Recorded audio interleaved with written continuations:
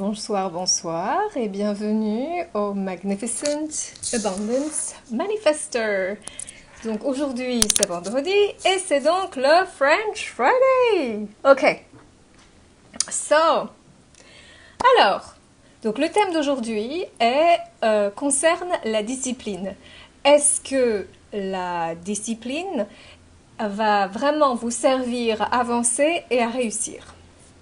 Donc c'est une excellente question, puisque souvent dans tous les contenus de développement personnel et de pouvoir avancer, on nous encourage très fortement à avoir de la discipline. Et sans discipline, on ne peut pas avancer. Alors, est-ce que c'est vraiment le cas? Et est-ce que vous pensez que vous avez besoin de discipline pour pouvoir réussir?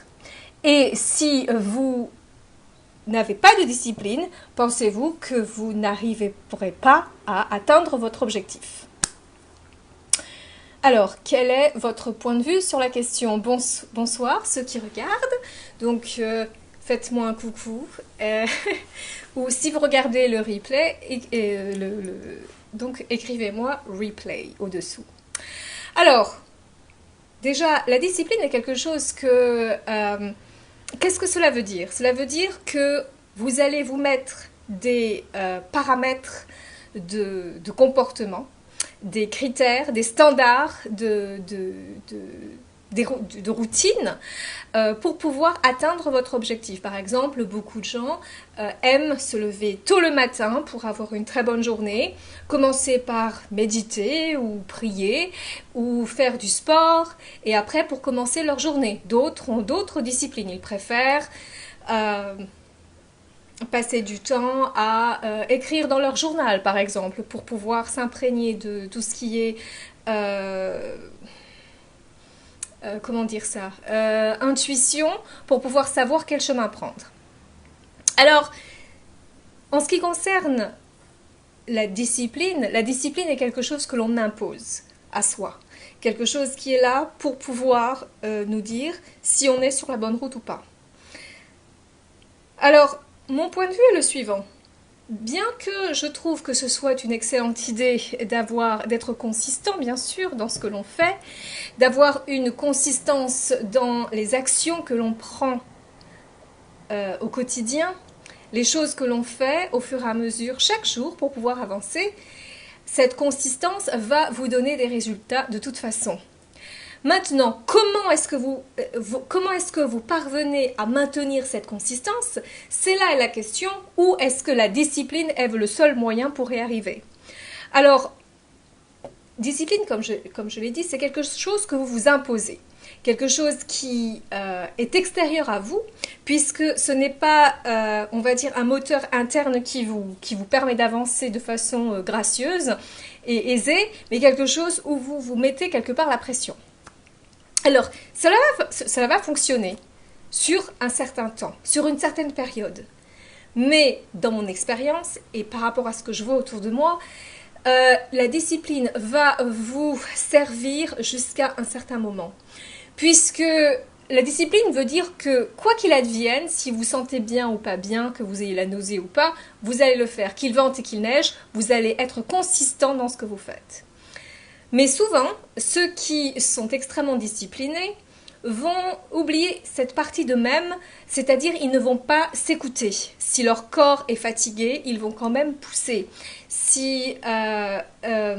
Et ce sont toujours les gens qui, on va dire, ce sont les ultra-performeurs, ça se dit en français, je ne sais pas, mais en tout cas ceux qui sont toujours en train de se pousser pour avancer et qui finalement ne s'écoutent plus. Et cela peut avoir des conséquences sur votre santé, des conséquences sur votre bien-être moral et spirituel. Donc, il faut bien faire attention de ne pas se laisser mener par ce désir de réussite, mais qui est qui est guidé ou poussé par cette discipline sous-jacente, qui après peut causer des torts physiques et émotionnels. Est-ce que je me suis fait bien comprendre? Donc, quelle est la solution? Alors, la solution est, bien sûr, d'être toujours à l'écoute de soi, de toujours prendre conseil avec son intuition pour savoir si c'est le bon moment, la bonne période, et de faire ce que l'on doit faire, pardon, avec en étant inspiré. Donc cette inspiration et cette joie de faire ce que vous voulez, c'est ce qui va vous permettre de faire les choses de façon beaucoup plus aisée et où vous avez moins cette sensation de vous pousser. Donc c'est moins brutal, c'est beaucoup plus fluide et cela va vous permettre d'avancer de façon beaucoup plus agréable et même voire plus rapide. Un autre exemple que je voulais vous donner est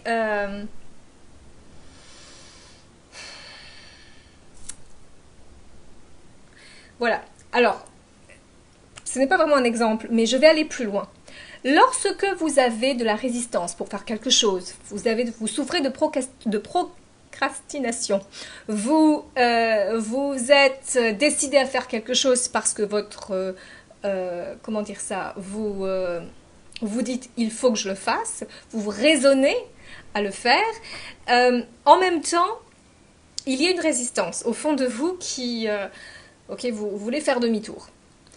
Je vous invite à aller voir ce qui se cache derrière cette résistance, de vous demander qu'est-ce que cette résistance veut me dire. Donc, c'est quelque chose que l'on n'apprend pas à l'école, que l'on n'enseigne pas non plus au quotidien. C'est lorsque nous avons des émotions et des sentiments de les écouter pour savoir ce qu'ils nous disent. Souvent, cette résistance va cacher quelque chose qui est à guérir, une plaie qui est quelque part bien enterrée et qui crée cette résistance qui vous empêche quelque part d'avancer et qui fait que vous n'avez pas envie de faire ce que vous savez est nécessaire pour avancer. C'est un peu complexe la façon dont je m'exprime, mais en tout cas j'espère que vous saisissez l'ensemble qui est si vous voulez faire quelque chose, donc admettons vous voulez... je vais prendre un exemple assez extrême pour vous donner une façon de percevoir cette chose. Bon, par exemple, admettons, quelqu'un prend la décision de vouloir maigrir. Et il se dit, ou elle se dit, tous les jours, je vais faire une demi-heure de jogging. Et je vais manger sain. Désormais, c'est comme ça. Et puis, cette bonne décision prise, le lendemain, au premier souci, stress, oubli, cette personne-là qui a pris sa décision va se retrouver en train de manger quelque chose qui est très gras, par exemple, ou malsain, et de ne pas faire son exercice physique. Alors qu'elle avait pris sa décision. Donc c'est un exemple assez courant. Alors bien sûr, quelqu'un qui va vous prêcher la discipline va vous dire « Mais enfin voyons, tu n'as pas de discipline, on y va ». Donc tu ranges tout ce qui est gras, tu mets tout ça dans le placard, tu jettes dans la poubelle et tu te prends un coach qui va te pousser ou toi-même tu te forces. Cette solution de discipline est temporaire puisque ce n'est pas quelque chose que vous avez vraiment envie de faire. Et en fait, ce qu'il s'agit de faire à ce moment-là, c'est de voir ce qui est au-dessous de tout cela. Pourquoi est-ce que vous avez autant de résistance? Donc il y a beaucoup de choses qui vont ressortir. Par exemple, le fait que vous gérez votre stress par la nourriture et que chaque fois que vous avez un stress émotionnel, vous utilisez la nourriture pour rétablir une sorte de contrôle par rapport à vos émotions. Donc quelque part, comme on dit, vous mangez vos émotions. Pourquoi? Ensuite, on va aller encore plus au-dessous. Et au fur et à mesure, on va trouver cette raison ultime qui fait que vous avez des problèmes de poids. Souvent, cela n'a rien à voir avec la nourriture, rien à voir avec le manque de discipline. C'est quelque chose de bien caché, une blessure, un traumatisme, quelque chose qui est arrivé il y a très longtemps, qui vous a fait vous diriger vers la nourriture pour vous soulager.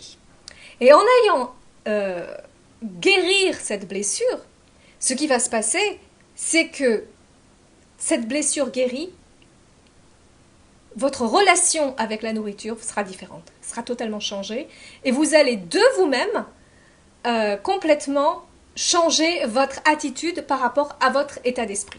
Par rapport à votre nourriture et à comment vous vous nourrissez. Donc, cela est très important parce que ça va changer beaucoup de choses. Donc, c'est pareil par rapport à votre administratif, vos finances, ranger votre maison, tout est lié. Et souvent, c'est en ayant cherché bien au fond, bien au-dessous, que vous allez voir qu'il y a une blessure qui n'est pas guérie et qui en général est la cause de cette résistance que vous avez, de ce blocage que vous avez, mais que vous n'avez pas réussi à surmonter parce que pour vous, la solution était la discipline.